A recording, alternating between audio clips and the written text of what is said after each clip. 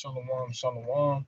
Starting off giving praise and glory and honor to Yahweh, Hashem, Yahweh Shai, Hashem, Rakha Kodash. Double honors the apostles and elders of Great Millstone who were well within the scriptures. Charles de Sama. Peace, love, and salutations to the Akim pushing this truth at the four corners of the globe. To all those who believe in this ministry and this doctrine. All right. Lord willing, this be an edifying lesson through the spirit and power of Yahweh Hashem, Yahweh Shai. And without further ado, we're gonna go into Genesis, the 17th chapter. And we're gonna go in on Abraham having two children. One was by promise, and one was of the flesh. And when you read in the book of Romans, the 9th chapter, it talk about the promise being to the Israelites, the covenants, the giving of the law, and the glory. So where do Ishmael, the so-called Arabs, get involved in this covenant of ours? They're not.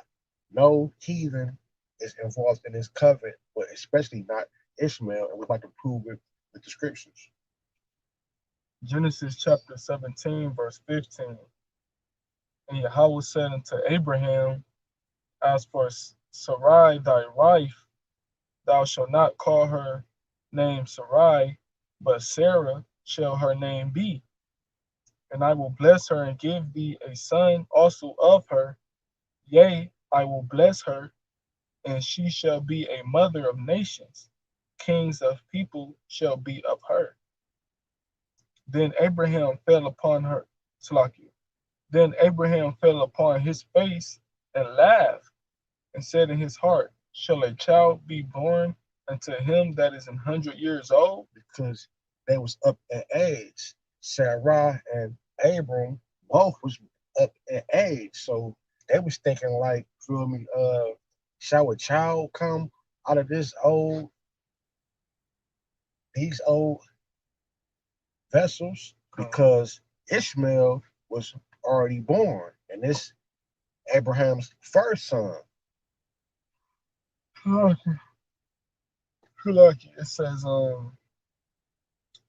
It says, shall a child be born unto him that is 100 years old, and shall Sarah that is 90 years old bear?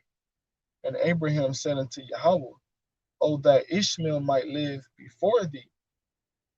And Yahweh said, Sarah thy wife shall bear thee a son indeed, and thou shalt call his name Isaac.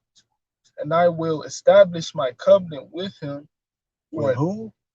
It says, and thou shalt call his name Isaac. So the covenant went from Abraham to Isaac. And he said, what? And I will establish my covenant with him. He said he gonna establish his covenant with Sarah's child, Isaac, not Ishmael. So Ishmael didn't receive the covenant. It says, and I will establish thy covenant with him for an everlasting covenant, and with his seed after him. Who came after Isaac? Jacob. Who came after Jacob? The 12 tribes. Read down to 21, I think it is. Verse 20 says, and as for Ishmael, yeah, I have heard thee. Behold, I have blessed him. So that's how you know the covenant not for Ishmael, because it just said, as for Ishmael, meaning he wasn't part of this covenant. What? I have heard thee. Behold, I have blessed him, and will make him fruitful, and will multiply him exceedingly. That's why you got the Arab nations. And they what? Is in the Middle East, and they control the oil. They are many nations. You got the Arabians, you feel me? You got the people in Palestine, you got them in our land. They all throughout the Middle East, man. And it's a whole lot of them. A whole lot of them. Same way it's a whole lot of us. It says, 12 princes shall he beget, and I will make him a great nation. Because Ishmael had 12 sons, just like Isaac had 12. Jacob had 12 sons. Right. But see, the difference is Ishmael is not on that chosen lineage. And that's the point that, was being brought out, is that Israel is that chosen lineage. That's right. And I had Israel 21. Oh, Salaki. I just had a quick precept real quick. In Genesis chapter 16, verse I'm gonna start at verse 6. It says, but Abram said unto Sarah, behold, thy maid is in thy hand, do to her as it pleaseth thee. And when Sarah dealt hardly with her, she fled from her face. So you gotta read up a little bit. Oh So yeah. why she dealt hardly with her. Like read like a verse or two. It's a I'll start I'll start at verse 4. And he went in into Hagar, and she conceived, and when she saw that she had conceived, her mistress was displeased in her eyes. And Sarah said unto Abram, my wrong be upon thee. I have given my maid into thy bosom. And when she saw that she had conceived, I was displeased in her eyes. So she felt some type of way, you feel me, about her handmaid having a child of her husband, you feel me? Having her husband's first child. So she was like, this pleased me. Now let's see what Abram told Sarah. It says, the Lord judge between me and thee. But Abram said unto Sarah, behold, thy maid is in thy hand to do to her as it pleaseth thee. You let her know. You ain't gotta feel no type of way. This yo servant. Do with her whatever you want to do. Now let's see what she dealt and how she dealt with her. And when Sarah dwelt hardly with her, she fled from her face. She dealt hardly with her. She roughed her up a little bit. You feel me? Hold on, man. Right, kind of Kick your ass. You say, verse 7, and the angel of the Lord, the angel of the Lord found her by a fountain of water in the wilderness, by the fountain in the way of Shur. And he said, Hagar, Sarah's maid, whence camest thou, and whither wilt thou go? And she said, I flee from the face of my mistress Sarah.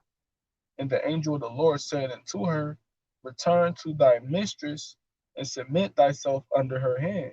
Because Hagar was a heathen. Hagar wasn't no Israelite woman. I believe she was a Canaanite woman. She was a slave. Right. So she had to submit under the hand of Sarah, which was an Israelite. I wanted to get a certain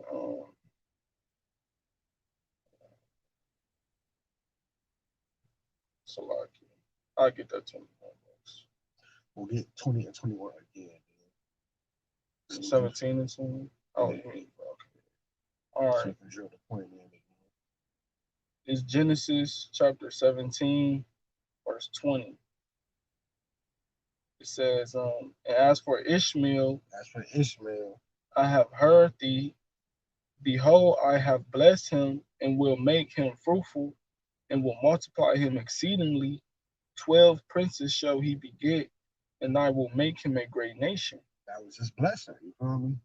That's your blessing right there to make you a great nation of powerful people. And they is. Ishmael is a great nation, man. Man, my cousin's cousin, my cousin's cousin, they all got cousins. My 7 cousins, my 8 cousins, my 5 brothers. It's a whole lot of Ishmaelites, man. Verse 21, but my covenant will I establish with Isaac. But my covenant will I establish with Isaac.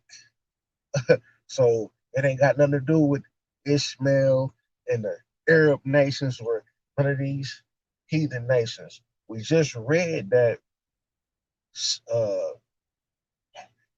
Hagar was a slave. She was a bondwoman. I think that's Galatians 4 and like 22. Well, I get it. It's verse 21. But my covenant will I establish with Isaac, which Sarah shall bear unto thee at this set time in the next year. This is Galatians chapter 4, verse 22. For it is written that Abraham had 2 sons. We just read it. We had Isaac and we had Ishmael. it say the one by a bondmaid. Who's that? That's Ishmael. And the other by a free woman. Who is that? That's Isaac. But the one who was of the bondwoman, Ishmael, was born after the flesh. Who was born after the flesh? Ishmael. Ishmael. And it says, but he of the free woman, but he of the free woman was by promise. Get Romans 9 and 7. This is Romans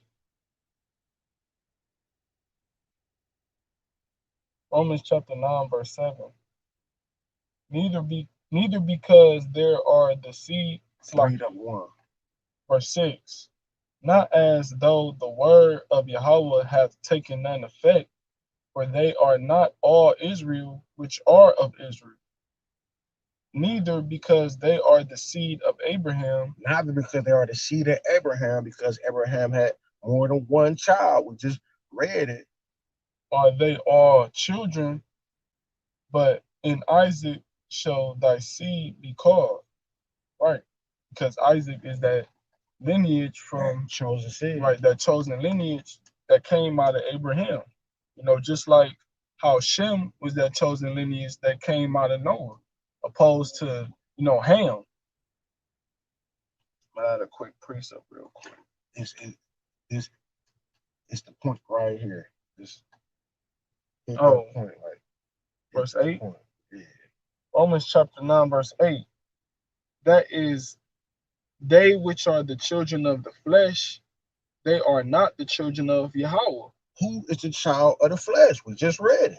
I'm about to bring it back. It say, but he who was of the bondwoman was born after the flesh. Who was born after the flesh? Ishmael. Ishmael. Read that again. It says, that is, they which are of the children of the flesh. Children of the flesh. We just read it in Galatians 4 and 23. Ishmael is born after the flesh. So that means what? Ishmael is the children of the flesh, which means that he is not a child of the Most High. You got to read it. It says, these are not the children of Yahweh. So if you're born after the flesh like Ishmael, you're not a child of God.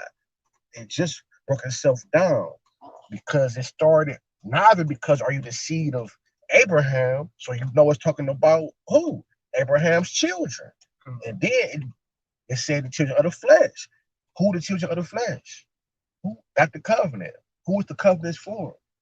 It says, but the children of the promise are counted for the seed. The children of the promise. Now go to 9 and 4. And after that, you got it. Romans chapter 9, verse 4. Who are Israelites? Who are Israelites? So the subject matter are the Israelites. So let's see what it was talking about further down in the chapter. It says, to whom pertaineth the adoption? To whom belongeth the adoption? In the glory. And the glory. In the covenants. And the covenants. In the giving of the law. In the service of Yahweh. And the promises. And the promises. It just said in the promise. Right. So that's talking about Jake, man. Jake got everything, man. Jake is the children of the Most High, and you heathens not. Especially not Ishmael, because you born after the flesh, man. And it started with it broke itself down like that because usually the firstborn will get the inheritance. But it's blatantly telling you Ishmael was born after the flesh. So the promise didn't go to him. The promise went to the child of the free woman, which was like Isaac. Right, that's just like Isaac. You know, Isaac, he had Esau and Jacob. Yeah. But Esau, he wasn't given a promise, even though he was born first. That's right. You know, Jacob was given that promise. That's right. Because he wasn't born after the flesh. He was born after the promise. After the promise. This is Genesis chapter 21. Verse 7, and she said, who would have said unto Abraham that Sarah should have given children suck? For I have borne him a son in his old age. And the child grew and was weaned And Abraham made a great feast the same day that Isaac was weaned. And Sarah saw the son of Hagar, the Egyptian, which she had borne unto Abraham, mocking. Wherefore she sought unto Abraham, Salakia. Wherefore she said unto Abraham, cast out this bondwoman and her son, for the son of this bondwoman shall not be heir with my son, even with Isaac. So even Sarah was in the spirit to cast Hagar and Ishmael out of their household because she ain't want Ishmael dwelling with Isaac, man. Even the Most High told Abraham, get him up out of there. You feel me? Like, hey, it is what it is, man. Right. And it's not like even though Ishmael was Abraham's son, he didn't get emotional. You know, even though Isaac was even though Isaac was, even though Isaac was Abraham's son, when the Lord told him to sacrifice Isaac for me, Abraham, he didn't get emotional over it. Abraham always did what the Lord told him to do without no questions asked. You know, no back talk, no type of hesitation. You know, that's where the promises start, and then it went down his seed line. It's nothing wrong with promising one of your kids more than the other. You feel me? But it just so happened that Lot happened to be promised to Abraham, then Isaac, and then Jacob, and not Ishmael. Right, because the Lord can't give a promise to somebody that's not trustworthy. The Lord can't give a promise or make a covenant with somebody that's going to be, basically, disrespectful, rebellious, and stiff necked. But he did. But he did, right? But he did because of Israel. But it's a chosen elect within the elect. It was just that he's a man of his word and he can't lie. It was a promise made. It ain't nothing about nothing that we did, nothing that we deserve. It's just that the Most High is a man that he can't lie. He spoke it, so he got to do it. Simple as that. That's on those. Hey, so with that, man, we hope that was edifying to the power and spirit in the Most High. So we'll give all praise, honor, and glory to Yahweh, Bahashem, Yahweh Shai, Bahashem, Rakha Kodash. Double honors to the elders of Great Millstone. Peace, love, and salutations to all the Akim that spread this truth around the four corners of the earth. And with that, we go say shalom.